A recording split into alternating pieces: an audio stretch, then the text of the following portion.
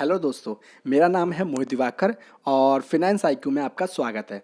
ये है part 3 basic accounting terms का। ठीक है, इससे पहले मैंने 2 पार्ट बना दिए हैं तो उसे ज़रूर देख लेना। उसके बाद इसके देखना। ठीक है, तो इसमें हम पढ़ेंगे व्हाट इज़ लायबिलिटी, यानी लायबिलिटी क्या होती है और कितने टाइप की होती है। तो इस वीडियो में हम देखेंगे। बहुत छोटी वीडियो होगी तो पूरी लास्ट तक जरूर देखना। ठीक है, अब जिसने चैनल को सब्सक्राइब नहीं किया वो चैनल को सब्सक्राइब कर लेना और बेल आइकन प्रेस कर देना ताकि आपको सारी नोटिफिकेशन मेरी सभी वीडियो की मिल जाए टाइम पे। और जिसको नोट्स चाहिए तो वो इस टेलीग्राम चैनल को ज्वाइन कर लेना। ठीक है, इसके अलावा चाहो तो फेसबुक भी फॉलो कर सकते हो और टेलीग्राम पे भी फॉलो कर सकते हो। तो चलो स्टार्ट करते हैं। अब देखो उस लाइबिलिटी क्या होता है तो अभी मैं आगे बताऊंगा। इससे पहले लाइबिलिटी को हमने ना दो दो तरह से क्लासीफाई कर रखा है। एक तो on the basis of person और एक on the basis of time. ठीक है, अब पर्सन में भी हमने 2 टाइप से क्लासीफाई कर रखा है, एक इंटरनल लाइबिलिटी और एक एक्सटर्नल लाइबिलिटी। इसी तरह टाइम में करंट लाइबिलिटी और नॉन करंट लाइबिलिटी। तो अब हम ये एक एक करके देख लेते हैं क्या होता है। तो चलो देखो, लाइबिलिटी क्या होती है। और लाइबिलिटी से पहले मैं बता दूं कि लाइबिलिटी को हिंदी में देयता, देनदारी या दायित्व कहते हैं। तो ठीक है, तो जिन वो हिंदी वालों के लिए मैंने बता दिया है। आगे आप जहाँ भी सब पढ़ें तो इसका मतलब समझ जाना कि मैं लाइबिलिटी की बात कर रहा हूँ। तो देखो, लाइबिलिटी का मतलब क्या होता है। Liability means amount owed payable by the business. देनदारियों का मतलब व्यवसाय द्वारा बकाया राशि देय है। इसका सिंपल सा मतलब ये है कि अगर कोई बिजनेस है, ठीक है, उसे किसी अदर पर्सन को या अदर बिजनेस को कोई अमाउंट पे करना है, ठीक है, तो वो अमाउंट उस बिजनेस के लिए लायबिलिटी है। ठीक है,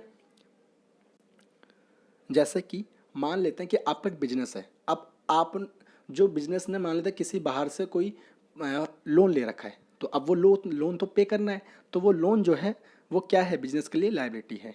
अब आगे देखते हैं। तो देखो, जैसे मैंने आपको बताया था कि जो लाइबिलिटीज़ होता है वो ऑन दी पर्सन के बेसिस पे भी क्लासीफाई करा होता है। तो अब हम देख लेते हैं on the basis of person में हमने इसे कैसे क्लासीफाई किया है। तो पहला है इसमें इंटरनल लाइबिलिटी। ठीक है, नेक्स्ट में हम पढ़ेंगे एक्सटर्नल लाइबिलिटी। तो इंटरनल लाइबिलिटी का मतलब सिंपल सा होता है कि वो लाइबिलिटी जो ओनर्स के तरफ होती है हमारी। ठीक है, यानी कि बिजनेस की लाइबिलिटी ओनर्स के लिए है। इसका क्या मतलब हुआ, इसका मतलब ये हुआ जैसे कि मान के चलो कि बिजनेस को ना पेमेंट करनी है ओनर्स को। अब ओनर्स में पार्टनर भी आ जाएंगे। ठीक है, अगर पार्टनर हैं तो पार्टनर भी आ जाएंगे ओनर्स के अंदर।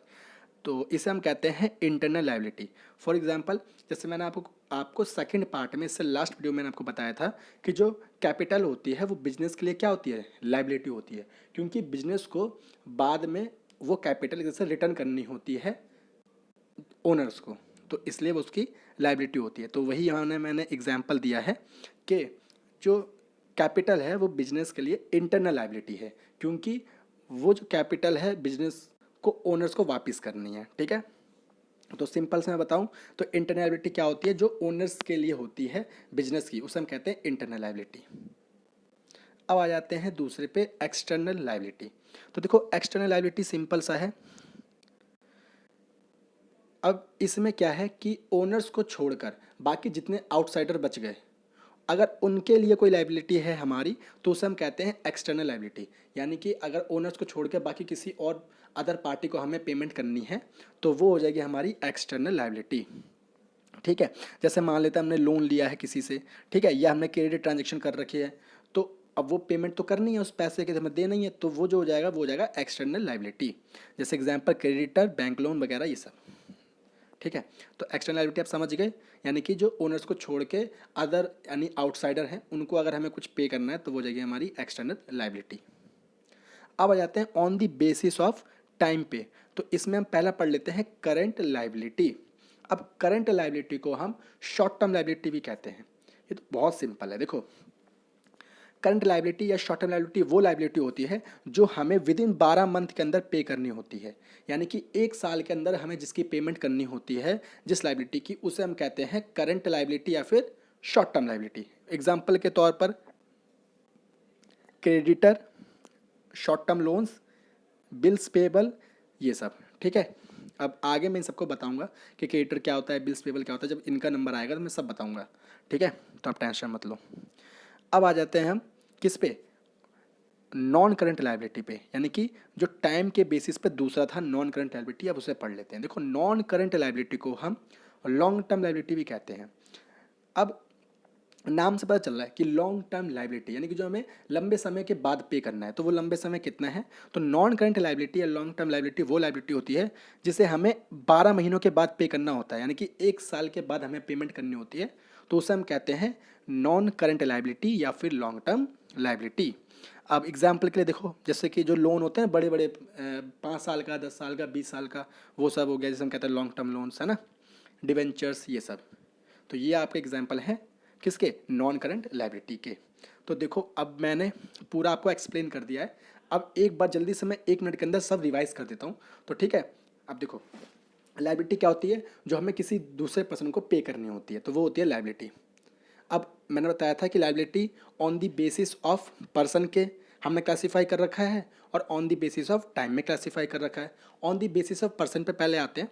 तो पर्सन में 2 तरह से होती है, एक इंटरनल लाइबिलिटी, एक एक्सटर्नल लाइबिलिटी।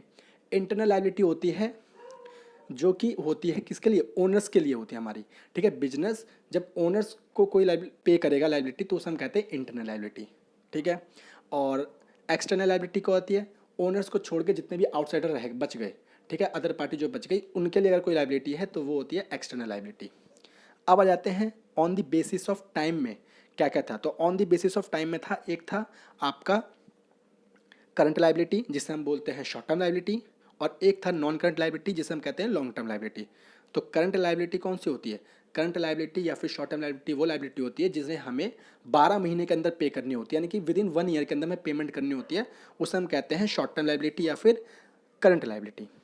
अब दूसरा है नॉन करंट लाइबिलिटी। तो नॉन करंट लाइबिलिटी या लॉन्ग टर्म लाइबिलिटी वो लाइबिलिटी होती है जिसे हमें 12 महीनों के बाद पे करनी होती है, यानी कि 1 साल के बाद पे करनी होती है, तो उसे हम कहते हैं नॉन करंट लाइबिलिटी या फिर लॉन्ग टर्म लाइबिलिटी।